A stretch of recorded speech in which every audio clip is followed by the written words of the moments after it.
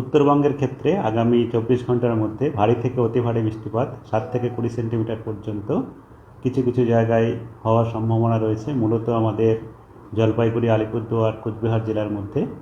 আর কালিম্পং, দার্জিলিং, উত্তর দক্ষিণ দিনাজপুর, মালদা জেলাতেও এক দু জায়গা করে ভারী বৃষ্টিপাতের সম্ভাবনা রয়েছে। আর আমাদের উত্তরবঙ্গে কালকের পরে বৃষ্টিপাত ধীরে ধীরে কমবে। আগামীকালও ভারী বৃষ্টিপাত এক দু জায়গায় হতে পারে, তবে বৃষ্টি বেশিরভাগ জায়গাতেই কমে যাওয়ার সম্ভাবনা রয়েছে। কেবল এক দু জায়গায় করে ভারী বৃষ্টিপাতের সম্ভাবনা থাকছে। আর তারপরেও তাই, তারপরে আপনার 7-8 তারিখেও এক দু জায়গায় হতে পারে।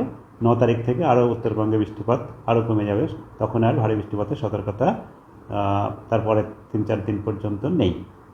দক্ষিণবঙ্গের ক্ষেত্রে যেটা বলা হচ্ছে, সেখানে দক্ষিণবঙ্গে সর্বত্রই হালকা থেকে মাঝারি বৃষ্টিপাত, বজ্রবিদ্যুৎ সহ হবে, এবং বজ্রবিদ্যুৎ সহ এক দু জায়গা করে ভারী বৃষ্টিপাতের সতর্কতা আজকে আমাদের রয়েছে।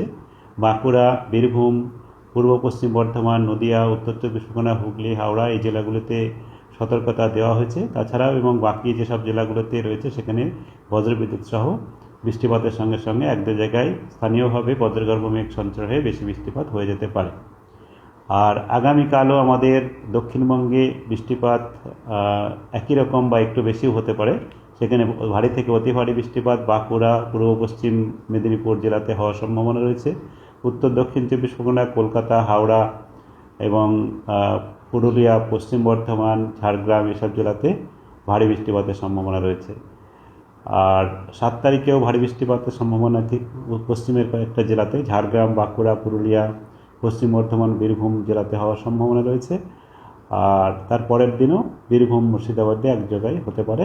তারপরে বৃষ্টিপাত আমাদের দক্ষিণবঙ্গে কিছুটা কমে যাবে, তবে হালকা থেকে মাঝারি বৃষ্টিপাত অনেক জায়গাতেই হতে থাকবে।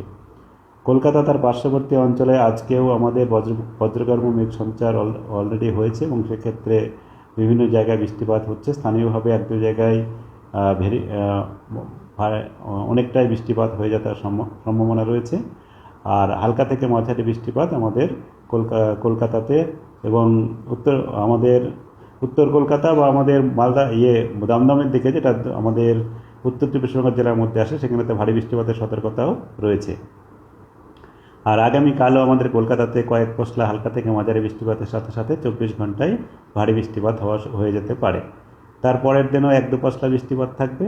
9 তারিখ থেকে বৃষ্টিপাত হবে, তবে হালকা বৃষ্টিপাত হওয়ার সম্ভাবনা বেশি থাকছে।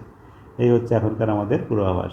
মূলত এখন আমাদের একেবারে শুষ্ক আবহাওয়া যাওয়ার সম্ভাবনা নেই।